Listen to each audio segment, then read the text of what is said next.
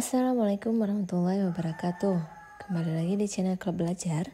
Dan kali ini Mimin akan membahas tentang SKB Widya Iswara, terkhusus untuk materi POD atau Pendidikan Orang Dewasa, atau dikenal dengan istilah andragogi.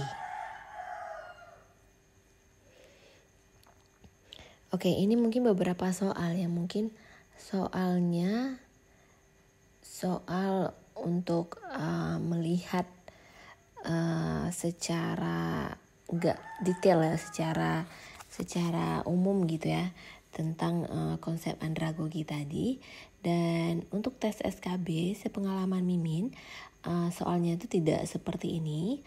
Akan tetapi ini kita akan mencoba membahas soal agar kita mengetahui atau mengerti konsep dari andragogi itu sendiri ya, teman-teman ya.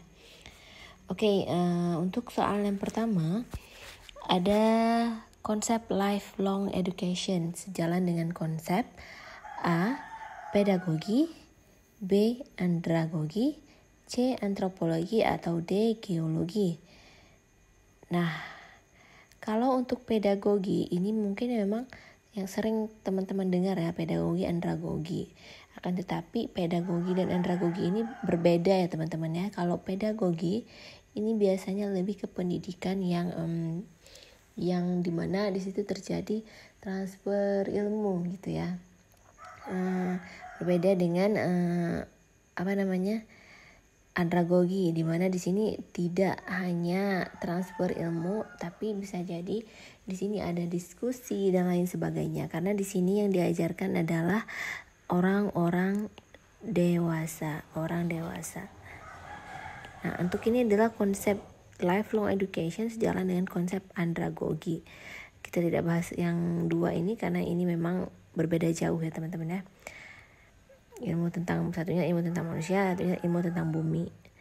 Nah, next ada fokus utama dari andragogi adalah belajar dilakukan secara. Nah, kita lihat dulu. A. Kontinu melalui kegiatan di kelas. B. Kontinu dari semua pengalaman dan kegiatan manusia. C. Periodik yang diberikan oleh pengajar yang handal. Atau D. Sporadis tergantung pada kebutuhan. Nah, dari sini kita tahu nih soal yang pertama tadi lifelong education ya. Dan ini jawaban untuk nomor 2 adalah fokus utama dari andragogi adalah B, dimana dia kontinu dari semua pengalaman dan kegiatan manusia. Itu ya, karena orang dewasa mereka cenderung sudah mempunyai pengalaman yang banyak.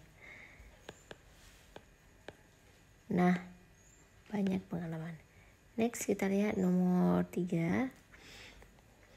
Filsafat yang tidak sesuai dan berkaitan dengan pendidikan orang dewasa adalah A. Asah asi asu, B. Menyoso beras, C. Tuduri handayani, atau D. Botol kosong. Yang tidak sesuai adalah botol kosong ya teman-teman ya. Karena di sini teman-teman bisa lihat opsi yang pertama ada asah, asih, dan asuh. Kemudian ada menyoso beras dan tuduri handayani, di mana semua filsafat ini bisa berkaitan dengan POD tadi. Hanya botol kosong ini yang tidak berkaitan dengan POD. Next kita lihat untuk soal selanjutnya. Seseorang dapat dikatakan sudah dewasa apabila A. Umurnya sudah balik dan berakal sehat. B. Mempunyai pikiran yang cerdas dan daya nalar tinggi. C. Mampu mengemban tanggung jawab dan mengambil keputusan. Atau D. Mampu mengalihkan perhatian dan mencari pembenaran bila terjadi kesalahan. Nah, ini juga gampang ya teman-teman ya. Di sini teman-teman bisa lihat jawaban yang tepat untuk soal ini adalah yang C, dimana dikatakan dewasa jika sudah bisa bertanggung jawab dan mengambil keputusan.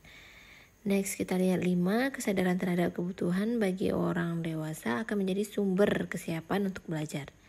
Nah, sadar untuk kebutuhan gitu ya. Hal ini termasuk kedewasaan menurut konsep. Nah, ini konsep yang mana nih teman-teman? Konsep diri, pengalaman, orientasi belajar, atau kesiapan belajar.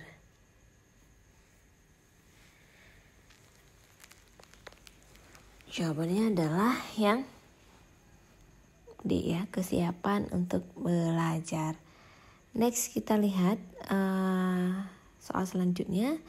Ada pembelajaran petani dalam penyuluhan pertanian sebagai bentuk dari andragogi akan jelas membawa petani dari situasi di mana kita sekarang dan ke mana kita akan pergi.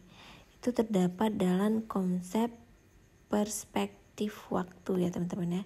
Di mana kita dan kemana kita. Jadi ini adalah perspektif dari waktu si pembelajar tadi. Next, nomor 7. Gambaran kegiatan-kegiatan yang paling cocok dilakukan seseorang untuk mengembangkan kemampuan dirinya dalam kegiatan pembelajaran disebut. Nah, ini yang paling cocok dilakukan seseorang ya, yang cocok dilakukan untuk mengembangkan kemampuan dirinya dalam let's say mengajar ataupun belajar gitu ya. Itu adalah apakah A. strategi, B. kiat, C. gaya, atau D. teknik. Hampir sama ya, tapi di sini kita bisa lihat kata kuncinya adalah kegiatan yang paling cocok ya. Otomatis di sini adalah gaya pembelajaran. Oke, next langsung 10 ya. Nomor 10 pernyataan yang menggambarkan kegiatan pembelajaran yang termasuk gaya pembelajaran kerjasama atau kolaboratif adalah A. Pengajar dan pelajar bersama-sama turut aktif dalam kegiatan pembelajaran. B. Diterapkan dan dikembangkan teknik evaluasi self-assessment inner learning. C. Pengajar berperan sebagai expert pembelajaran. Atau D. Pengajar tidak harus memaksakan pendapatnya tetapi dapat memberi masukan bila diperlukan. Nah, di sini jelas ya teman-teman ya. Gaya pembelajaran yang bekerja bersama ataupun kolaboratif. Dan untuk opsinya ini juga jelas, opsi yang paling tepat adalah yang A, yaitu bersama-sama turut aktif dalam kegiatan pembelajaran. Next, kita lihat soal selanjutnya. Pengajar dan pelajar mempunyai kedudukan duduk sama rendah dan berdiri sama tinggi.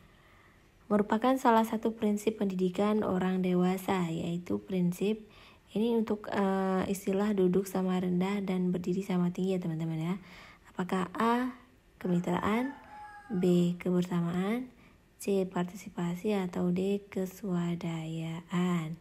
Nah, jika posisinya itu sama rendahnya, sama tingginya, ini otomatis prinsip dari suatu kemitraan. Nah, nanti kita akan bahas tentang prinsip-prinsip ini dan kita akan membahas semua yang lebih detail tentang andragogi di video selanjutnya ya teman-teman ya. Oke, see you on the next video. Bye.